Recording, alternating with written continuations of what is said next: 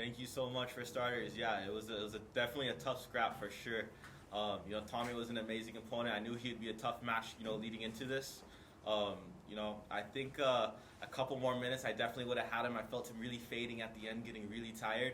At the same time, I made definitely a handful of mistakes and definitely a lot to fix leading into the next one. So, yeah, more so just excited. Anytime I don't get the submission, I can't lie, I'm a little disappointed with myself, but I'm extremely excited to come back and get that submission. I'm more motivated than ever.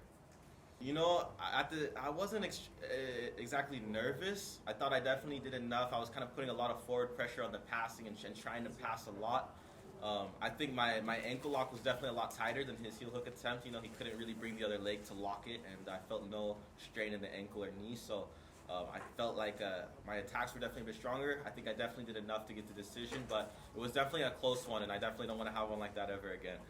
It was, it was a great experience. It was honestly a bit similar to my last match. I'd say there wasn't a whole lot of things that completely surprised me with his game. I knew kind of what he was gonna throw at me, and he kind of did the same things that I expected.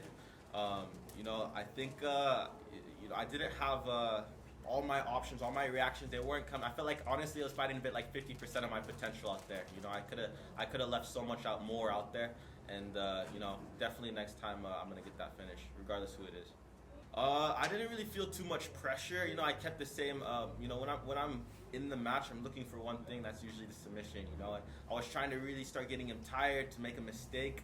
He was doing a good job, not really showing too many underhooks and staying pretty safe there. Then I started looking more for counterattacks, things like that.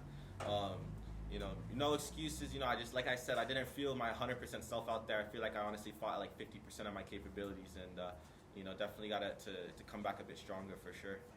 It was crazy, man. It was definitely a bit more tighter in, right? The energy was pretty nuts. I love the venue, honestly. It's got to be one of my favorite venues that I've ever been to, iconic. And, hopefully the next time I step into this arena, it'll be maybe for some MMA. So I'm super excited, and hopefully you can mix it up and, really get the crowd on their feet.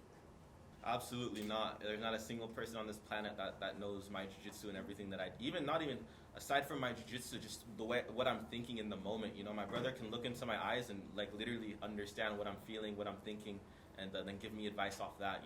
So without him in my corner, man, there's probably so many matches that I wouldn't have won. So he's really a key to my victory.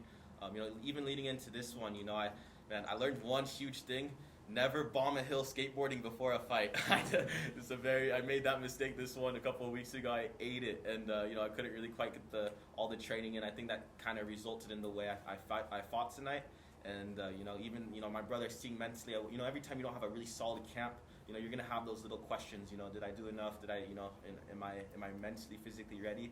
And even if you're not, my brother's telling me, man, you're not training 1 month, you're not training 2 months for this. You trained your whole life for this. So all those little things he tells me, it really keeps me mentally strong and mentally ready to fight.